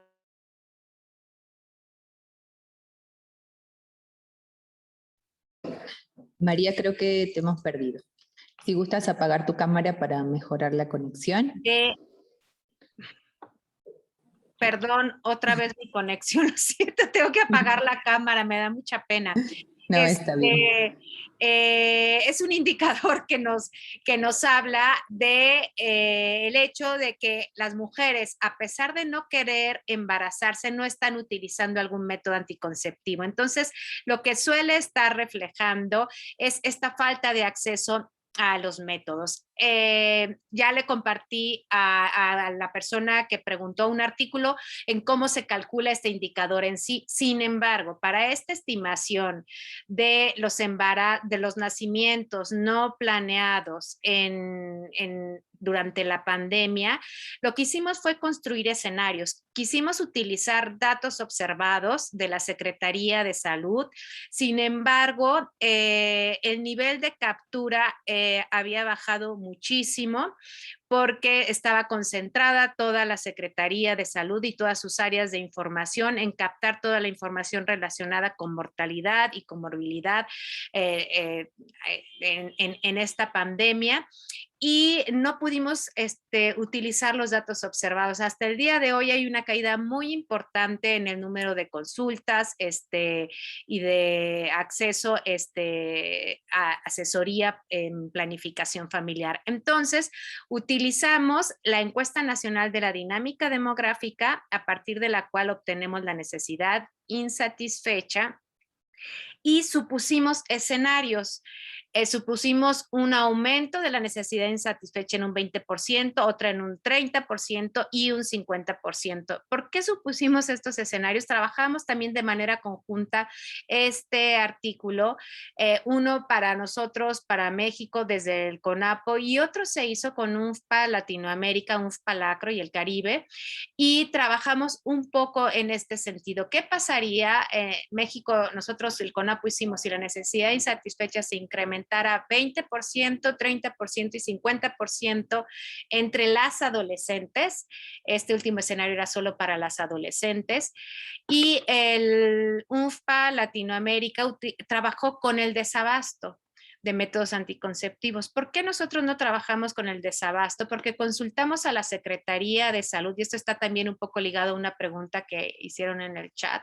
Los servicios de salud sexual y reproductiva se declararon servicios esenciales, y aquellos donde no hubo conversión de las unidades médicas y se mantuvieron funcionando, y aparentemente se mantuvo también el abasto de métodos. Entonces nosotros no trabajamos con ese enfoque econométrico para hacer este estudio. Trabajamos nada más con el supuesto de que las mujeres dejan de asistir, aumenta su necesidad insatisfecha porque dejan de asistir a los servicios de salud por temor al contagio, porque ahora la unidad médica que les quedaba cerca o el servicio de salud que les quedaba cerca, como se tuvo esta conversión para atender pacientes por COVID, pues tenía que trasladarse más, entonces no pudo asistir. Entonces trabajamos esos supuestos, 20, 30 y 50% de aumento en la necesidad insatisfecha, y a través de esto de supuesto aumento en la necesidad insatisfecha, generamos las tasas de fecundidad, las tasas de falla de los métodos, y obtuvimos el número de nacimientos no planeados y no deseados en estos escenarios. Pero son todos supuestos que tenemos que confirmar cuando realmente haya ya unos datos observados confiables de los que podamos echar mano. Gracias. Gracias. Edgar tiene la palabra. Sí, muchas gracias. Pues evidentemente la situación de la pandemia tuvo un impacto en los CARAS y bueno, pues toda la parte de la estrategia educativa pues quedó cerrada, ¿no? Se cerraron los CARAS, por ende toda la parte de la capacitación no se otorgó. Sin embargo, la parte de la atención y los servicios de salud sexual y reproductiva tuvieron continuidad, porque evidentemente las unidades médicas, a pesar de que algunas fueron reconvertidas, ninguna de las nuestras fue al 100%, pues siempre se le dio la prioridad a la atención de la salud materna, ¿no? Siempre fuimos ciertos de que las embarazadas podían llegar y solicitar atención o podían llegar a tener complicaciones que pudieran requerir atención. Y entonces, bueno, pues los servicios de salud sexual y reproductiva siguieron otorgándose, las adolescentes pudieron y los adolescentes pudieron seguir acudiendo a las unidades médicas para recibir los métodos anticonceptivos. Evidentemente sí hubo una menor demanda porque siempre existió el temor al contagio en las unidades médicas, ¿no? Eso a partir de los semáforos epidemiológicos también se ha ido adecuando y los CARA se volvieron a abrir a partir de semáforo amarillo para parte de la estrategia educativa con grupos más pequeños, más acotados, obviamente cuidando la parte de la sana distancia y todas las medidas para evitar el contagio, pero todo era a partir de semáforo amarillo. Muchas gracias. Muchas gracias.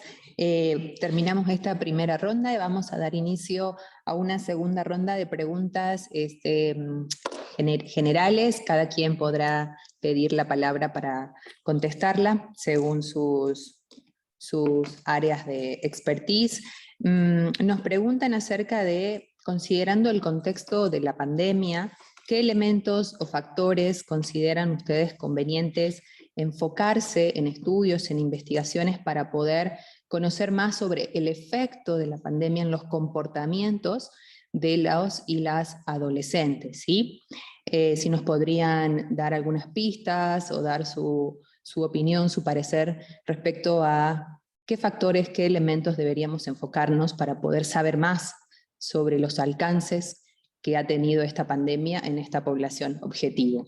Una segunda pregunta es, durante las mesas de trabajo de la mañana se conversó sobre los aprendizajes que también ha dejado esta pandemia, sobre todo algunas prácticas que podrían considerarse, entre ellas la telemedicina y las consultorías virtuales.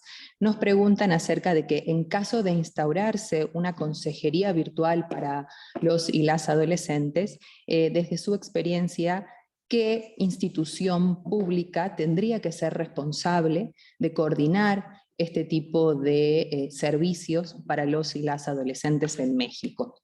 Y una tercera pregunta que tiene que ver justamente con la ENAPEA y cómo se ha reorientado a partir de la pandemia, o si no ha sido a partir de la pandemia, si es que ha sido porque algo ya estaba previsto su reorientación en el periodo 2021-2024, si nos pudieran contar un poco más.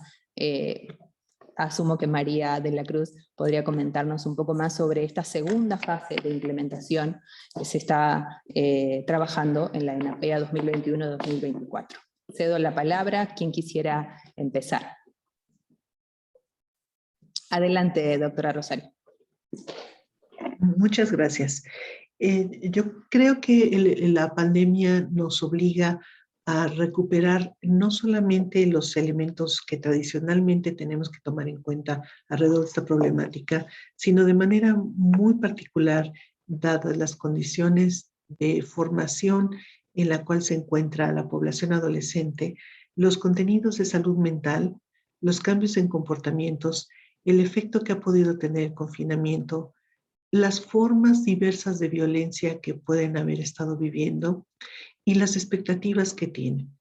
Las sociedades latinoamericanas, es un fenómeno más generalizado que el de México, han encontrado en los últimos años que las expectativas de los adolescentes y jóvenes son muy escasas, que las posibilidades de movilidad social no están ahí, que las de inserción laboral tampoco son fáciles, y entonces lo que tenemos es una adolescencia y juventud que no encuentra cuál es su ruta de vida. Y considerando estos elementos de la conclusión de la escuela y la inserción laboral. Y me parece que la pandemia profundiza esos problemas porque significa en conjunto, en promedio, un retraso, un rezago mayor en términos socioeconómicos, una disminución del ingreso, una tensión adicional en las conformaciones familiares, en las dinámicas familiares, y para quienes están justo formándose, adquiriendo esas habilidades para independizarse, para pasar a la etapa adulta, pueden ser todavía mayores. De tal forma que incorporar en los estudios cuantitativos y cualitativos estos componentes que nos permitan identificar el efecto de esa vivencia, cómo es que se transforma su aproximación a la sociedad y a cómo se imaginan su inserción como jóvenes y adultos, creo que va a ser muy importante. Podríamos encontrar que algunos de los elementos más nocivos que nosotros vamos identificando como pueden ser esta desigualdad de género se haya profundizado o que al contrario podemos encontrar que hay una mayor participación de los hombres en las decisiones reproductivas. Habría que explorarlo con cuidado, con un marco conceptual claramente detallado y reconocer entonces. Pero ciertamente violencias y salud mental es algo que tendríamos que incorporar y posiblemente adicciones también. Y en términos de la telemedicina, necesariamente la Secretaría de Salud tiene que poner los marcos normativos. Es muy importante la telemedicina, pero necesitamos garantizar los elementos de confidencialidad, de manejo de datos privados, etcétera, que acompaña cualquier acto médico. Y aun cuando está expandiéndose, sí requerimos tener claridad de cómo se van a manejar. Y también está cierto que no todo lo que está contenido en los espacios de otorgamiento de servicios anticonceptivos o de salud reproductiva puede otorgarse por telemedicina. Hay cosas que son muy importantes, como pueden ser los implantes, que no podríamos estarlo haciendo. Y eso es lo que significa desde el derecho de las personas a la anticoncepción, a la planeación de su reproducción, es un acotamiento del abanico de opciones anticonceptivas. Entonces, sí es algo que nos expande los servicios, que resuelve una situación de traslado, pero que no necesariamente va a ser equiparable a poder estar en alguno de los centros que el doctor Herrerías nos comentó o en algunos otros más amplios para población general. Es una opción más y debemos considerarla en su justa perspectiva. Gracias. Gracias. ¿Quién gusta la palabra? Maestra María. Voy a apagar mi cámara mejor para prevenir la pérdida de la conexión. Pues voy a responder la última pregunta con relación a la estrategia y cómo se han modificado algunas de estas, de las líneas de acción de la estrategia. En principio, como ya les comenté, la Secretaría de Salud declaró como esenciales los servicios de salud sexual y reproductiva, es decir, seguían, incluso ustedes pudieron ver aquellas personas que pudieron ver en algunas de las conferencias de la tarde del doctor Hugo López-Gatell, se presentó en varias ocasiones la doctora Carla Berdichevsky, que es la encargada del Centro Nacional de Equidad de Género y Salud Reproductiva, justo hablando de este tema del mantenimiento, del funcionamiento de estos servicios de salud sexual y reproductiva, de la provisión de métodos anticonceptivos para aquellas personas que fueran a solicitarlos. Sin embargo, como les comenté, sí se verificó esta disminución en las consultas, esta disminución en el acercamiento también, como lo dijo el doctor Herrerías en el caso del ISSSTE. Con relación al tema relacionado con los embarazos en menores de 15 años que están directamente relacionados con la violencia, como ustedes saben, se creó un grupo interinstitucional para dar cuenta de estas cifras de la violencia debido al confinamiento, y que sabemos que muchas de estas violencias pueden ser sexuales y pueden derivar en un embarazo de población adolescente. Entonces se creó este grupo interinstitucional que cada 25 de mes presenta algunas de las acciones, algunas de las cifras a las que se les está dando seguimiento para tratar de disminuir esta violencia generada, exacerbada más bien por este confinamiento. Asimismo, se trabajó de manera coordinada con el INJUVE, con CONADIC, para continuar promoviendo la estrategia y el acercamiento a esta a partir de estas instituciones, que no se dejara durante todo este año que hemos vivido, más de ya año y medio que ha permanecido la pandemia, para que la población pudiera tener acceso a estos servicios a través de los consejos estatales de población.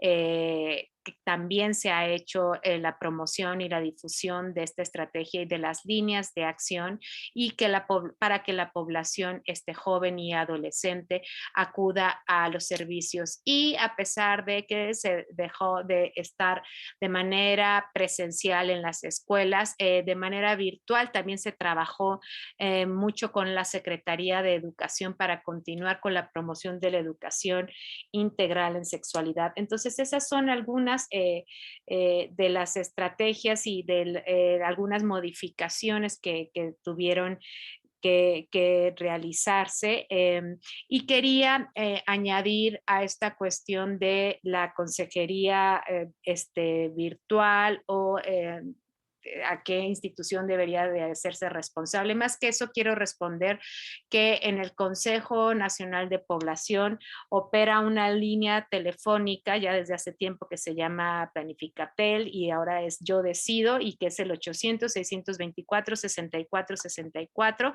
en la cual se otorga asesoría personalizada y confidencial con información pues que es veraz, completa, confiable, sobre la sexualidad, así como los servicios de salud a los que pueden acudir los jóvenes. Tienen un horario de atención de 10 a 8 de la noche, y los domingos de las 8 de la mañana a las 14 horas, para que la población adolescente pueda marcar ese número y recibir consejería. Y me parece que, bueno, también con relación a los estudios, sabemos que la ENSANUD se ha levantado ha habido varios levantamientos durante este confinamiento, durante la pandemia, y en una de estas se realizaron algunas preguntas de salud sexual y reproductiva que esperamos pronto se hagan públicas y tener acceso a lo que se pudo verificar con esta encuesta, así como otras encuestas que se han levantado, la misma Ibero, que levantó una encuesta con el apoyo del UNICEF, relacionado con el COVID y con la dinámica en los hogares, cuestiones socioeconómicas que también permiten ver algunos de los factores que están relacionados con el embarazo en adolescentes. Muchas gracias y disculpen la mala conexión. Muchísimas gracias, maestra María, no hay ningún inconveniente, la escuchamos perfecto, y le damos la palabra al doctor Edgar para cerrar esta última sección de preguntas y respuestas. Adelante. Gracias. Bueno, en específico en la pregunta de la consejería virtual, y siendo muy concretos, yo creo que la rectoría tendría que ser precisamente de la Secretaría de Salud, y en específico a través del Centro Nacional de Equidad de Género y Salud Reproductiva.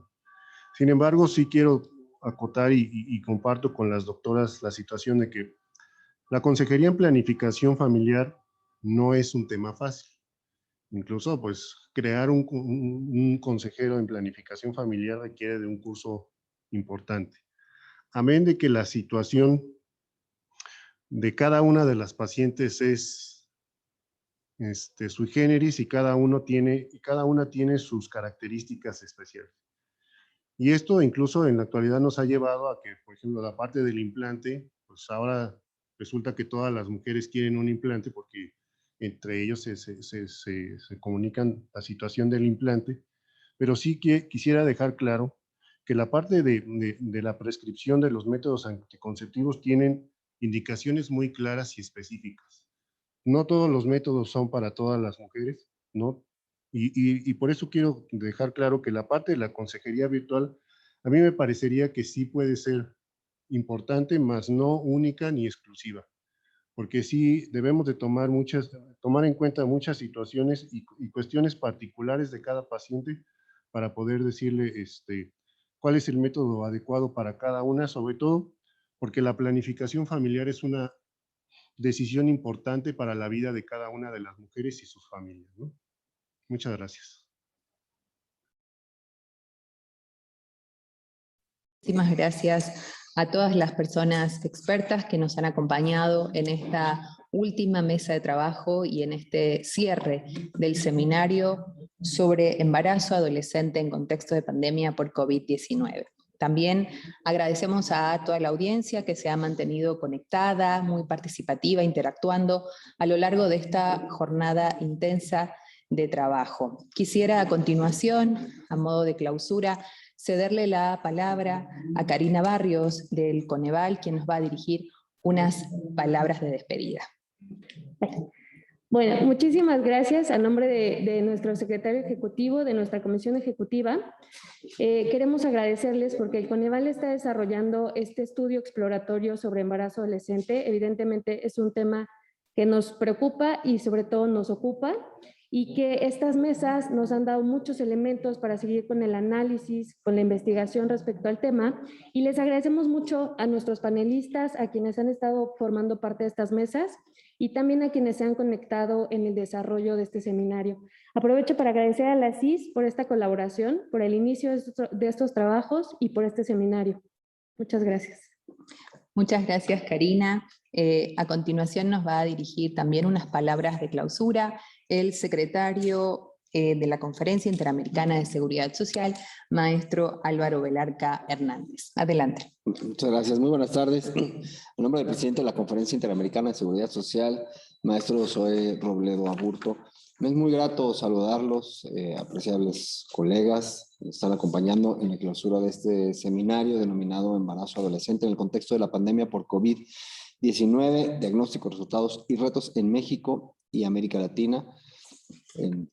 Saludo muy cordialmente a Lourdes Jiménez Brito, moderadora de la tercera mesa que acaba de concluir, y al panelista Rosario Cárdenas Elizalde, consejera académica de Coneval, a María de la Cruz Muradas Toitiño, directora general de Estudios Sociodemográficos y Perspectivas del Consejo Nacional de Población, y a Edgar Alfonso Herrerías Alfaro, jefe del Departamento de Salud Reproductiva del programa IMSS Bienestar. Agradezco también a Karina Barrios, coordinadora general de evaluación de Coneval, quien moderó la segunda mesa, y a las panelistas Silvina Ramos del Centro de Estudios de Estado y Sociedad Argentina y Fabiola Pérez, profesora de la Escuela Nacional de Trabajo Social de la UNAM. A lo largo de esta fructífera e intensa jornada de análisis y reflexión, hemos podido analizar las diferentes y múltiples dimensiones del embarazo adolescente como un problema de salud pública que se ha visto agudizado durante la pandemia por la COVID-19 en México y en la región. En las diferentes mesas de trabajo se ahondó en temas como la necesidad de un abordaje intersectorial, el papel central de una educación sexual integral que no se limite al rol que las instituciones educativas tienen en la materia, y el impacto y amplias consecuencias, no solo económicas, del embarazo en la trayectoria vital de los y las adolescentes. Es importante destacar la necesidad de contar con datos y evidencias sobre la problemática del embarazo adolescente. Este material debería ser el insumo central para el diseño de políticas públicas adecuadas, pero también es necesario incluir a las y los adolescentes en los procesos de diseño de las políticas públicas para darles participación en las estrategias de intervención pública. Como todo proceso de cambio y crisis, la pandemia también nos ha dejado una serie de aprendizajes y prácticas novedosas que pueden ser empleadas como parte de una estrategia para erradicar y prevenir el embarazo adolescente. Entre ellas está el uso de las redes sociales y las nuevas tecnologías para brindar servicios de atención de salud sexual y reproductiva a los y las adolescentes, aprovechando el alcance masivo de estas herramientas de comunicación para poder informar y formar en educación sexual a la población objetivo. Sin lugar a dudas, estamos ante una problemática compleja y multicausal. Su abordaje debería darse desde múltiples enfoques, de género, de juventud y de derechos, sin olvidar que las barreras culturales relacionadas con esta problemática también deben ser correctamente abordadas por las políticas públicas. Tenemos mucho trabajo por delante y desde la conferencia estamos dispuestos y dispuestas a seguir contribuyendo con esta importante y urgente agenda de investigación y de incidencia en políticas públicas. Quisiera agradecer nuevamente al Coneval por la confianza depositada en esta conferencia para coorganizar este seminario y también a todas las instituciones y personas panelistas de las 3 mesas de trabajo que tuvimos a lo largo de esta productiva jornada. Y por supuesto, muchas gracias a quienes se mantuvieron conectados y conectadas y han participado activamente con sus preguntas y comentarios. Finalmente, quiero también hacer extensivo el agradecimiento a los equipos de trabajo tanto de Coneval como de la propia conferencia por aunar esfuerzos y contribuir a la realización y al éxito de este seminario. Confío en que seguiremos contando con espacios colaborativos de reflexión y análisis de esta y otras problemáticas muy urgentes en México y en la región. Sin más que agregar, pues me despido atentamente. Muchas gracias y una excelente tarde. Muchísimas gracias, secretario, por estas palabras de clausura, y también queremos aprovechar para invitar también a todas las personas que hoy nos acompañan. La conferencia va a ser en los próximos días un foro del futuro de la seguridad social en el continente, en América, mediante el Seminario Permanente de Bienestar en las Américas. Convocamos a todo el público interesado a participar en este foro, que va a ser el 28, 29 y 30 de septiembre. Sin más que agradecerles, mi nombre es Lourdes Jiménez Brito, investigadora de esta conferencia, y para mí ha sido un honor poder moderar esta última mesa de trabajo. Muchísimas gracias a todos y todas y excelente tarde. Hasta luego.